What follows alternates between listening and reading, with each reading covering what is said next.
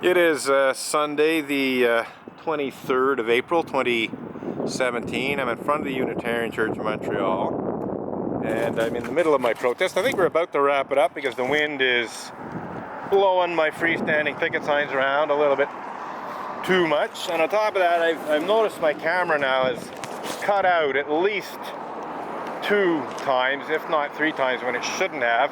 It's not fully recording what's happening, and I do want the full record of the protest. I want to be sure that it's running when, a Unitarian makes a false accusation against me, or a Unitarian assaults me, or a Unitarian steals my picket sign, or a Unitarian erases my talk slogans, that sort of thing. I definitely want that to be recorded. And unfortunately, on at least 2 occasions, if not 3 occasions, the camera has cut out on me without any valid reason that I can think of. So it seems to be some technical difficulties, and it's not the first time. This has been 2 or 3 previous Sundays where the camera has cut out.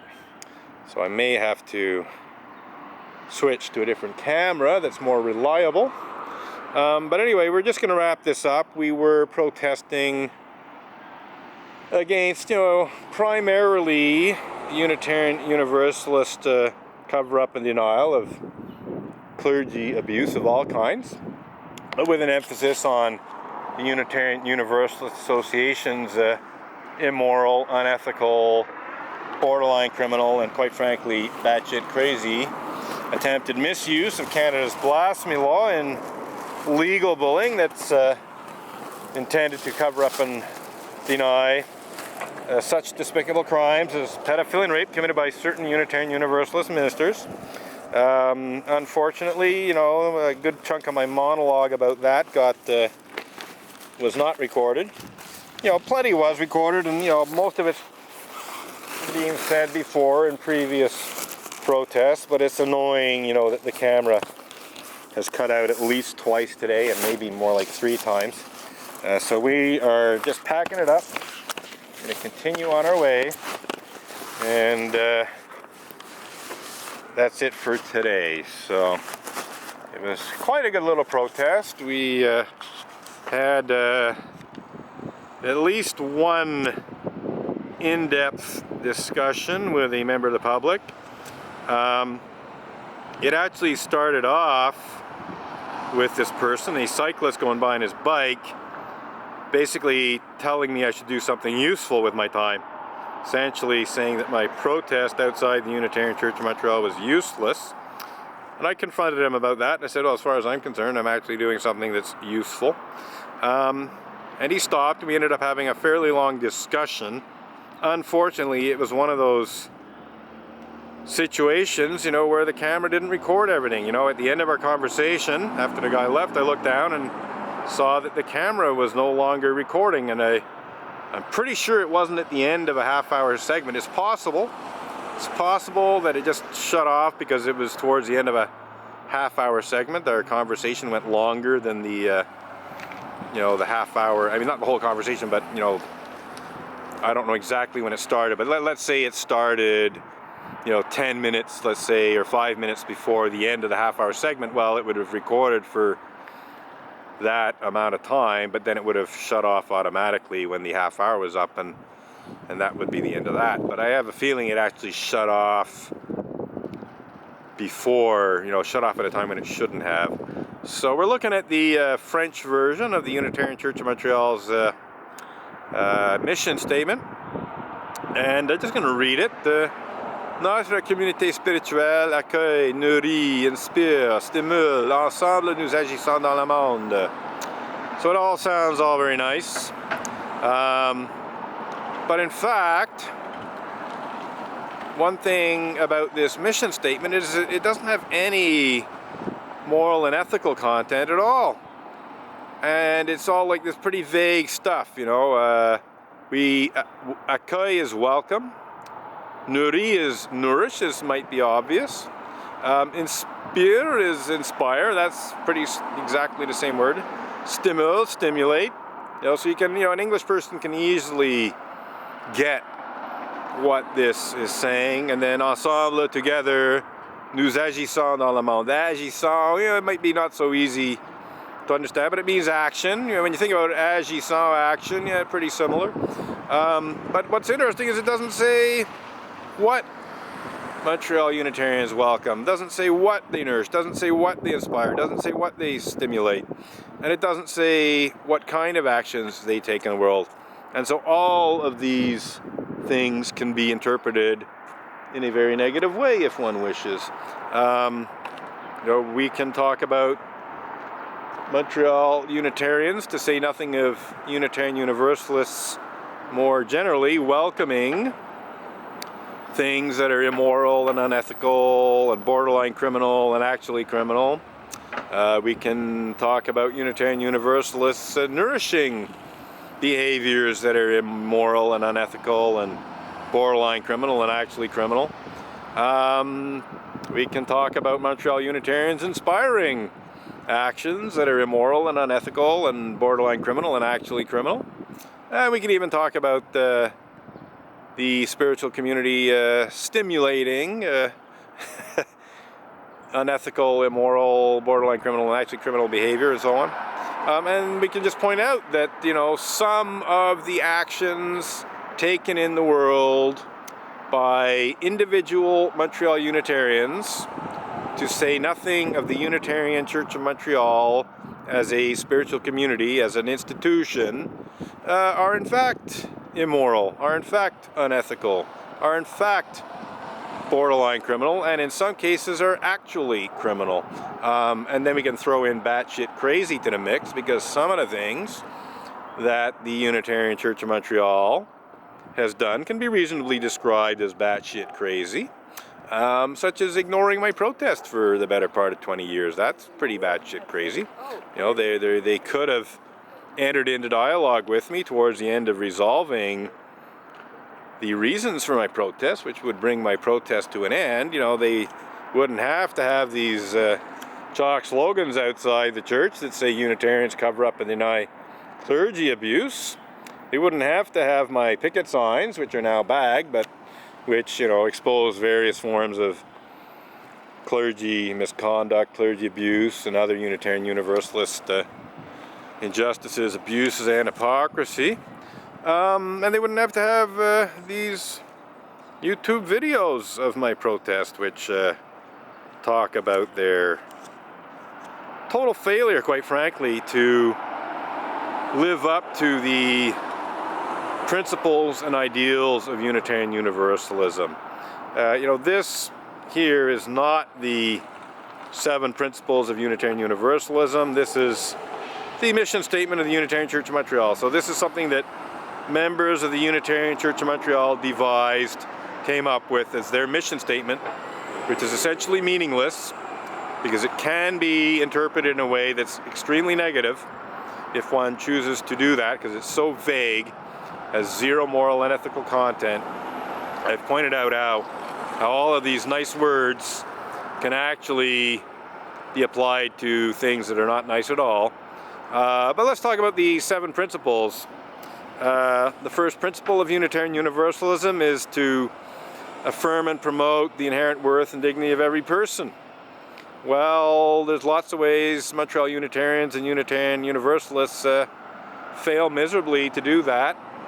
The second principle of Unitarian Universalism calls for justice, equity, and compassion in human relations. Well, not only do Montreal Unitarians and Unitarian Universalists more generally fail miserably to actually practice justice, equity, and compassion in human relations, but they often behave in ways that seek to deny justice, seek to pervert justice. They act in ways that are anything but equitable, that are extremely unfair, and anything but compassionate. As I've said before, I've been physically assaulted by Montreal Unitarians and other Unitarian Universalists. That's not exactly compassionate. Third principle calls for acceptance of one another and encouragement to spiritual growth. Well, unfortunately, there's quite a bit of anti-religious intolerance and bigotry that I've encountered and other people have encountered, not only in terms of the Unitarian Church of Montreal, but many other Unitarian Universalist churches, in quotation marks churches as far as I'm concerned, and that is the antithesis of acceptance of one another and encouragement to spiritual growth. On the contrary, it's basically discouraging the spiritual growth of people, and the absolute antithesis of acceptance.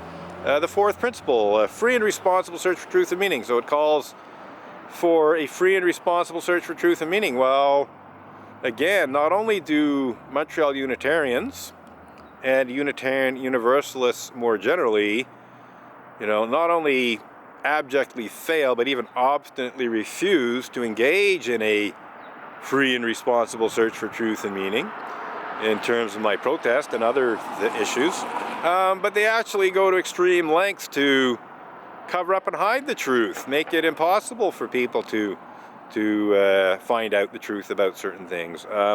So total betrayal of the fourth principle here at the Unitarian Church of Montreal, and by top level UUA leaders, and Unitarian Universalists more generally throughout the Unitarian Universalist religious community.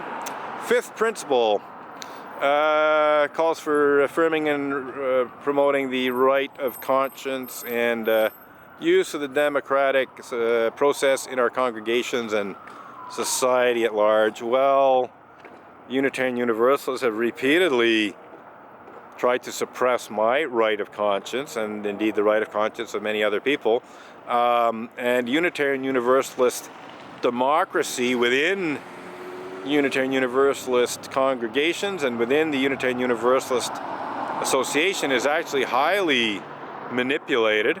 It's manipulated in various different ways, so it's not genuine democracy. It's kind of a pseudo-democracy. And then on top of that, the Unitarian Universalists actually do try to suppress the democratic process in the greater society. Engaging in peaceful public protest is actually part of the democratic process. It's one of the last resorts of the democratic process. And yet Unitarian Universalists have repeatedly tried to suppress my protest in front of the Unitarian Church of Montreal, and they've also repeatedly tried to suppress my free speech in terms of the Emerson and Menger blog and internet postings and so on. So we're up to the sixth principle. It's sort of a general, peace, justice in the world, blah, blah, blah. I can't remember the exact wording, but it's a rehash of the previous principles, essentially calling upon Unitarian Universalists to promote justice and peace in the world. Well, I think we've already covered that. And then the final principle, respect for the respect for the interdependent web of all existence. I think it originally said respect for the interconnected web of all existence, but interconnected, interdependent, whatever. So it's calling for respect for the interconnectedness of things. Well, gee, I could just go on and on and on and on about how Montreal Unitarians and Unitarian Universalists more generally, and indeed top-level UUA leaders, are totally useless at showing respect for the interconnected web of all existence. I mean, example after example after example of Unitarian Universalists failing miserably to respect the interconnectedness of things. If they respected the interconnectedness of things, this video wouldn't be happening. Okay, this guy's actually looking back at the slogan, giving me a nice nod and a thumbs up. So yeah, that's a good note to end the protest on. We're out of battery power, so we're on our way. We will try to upload the video very soon, so it's available. And I think we'll see what's happening with the Unitarian Universalist Association's white supremacy fiasco that's going on right now. That's hugely entertaining to see Unitarian Universalists in a meltdown over alleged or actual white supremacy within the Unitarian Universalist religious community. I'm sure there is some actual white supremacy of some kinds that's happening. Unitarian Universalism, as I've repeatedly pointed out, is a very white denomination. They're really not very good at attracting people of color. They're very good at tokenism. They're very good at taking the few people of color that do join the Unitarian Universalist religious community and putting them in positions of prominence.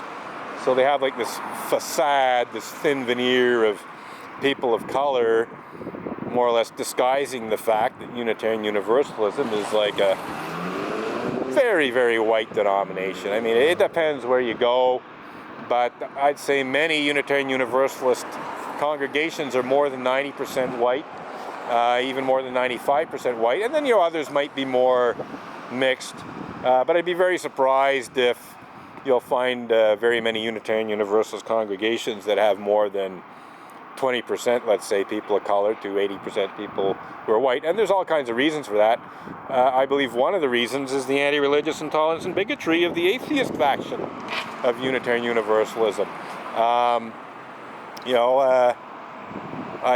do believe that, people that come from a Latino background or an African American background generally, they come from a quite religious background.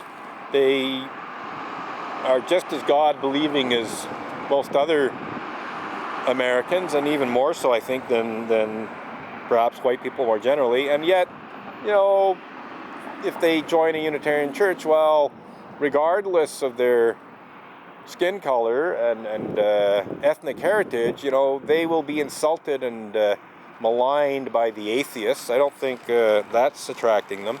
I think there's a whole pile of classist and elitist issues too.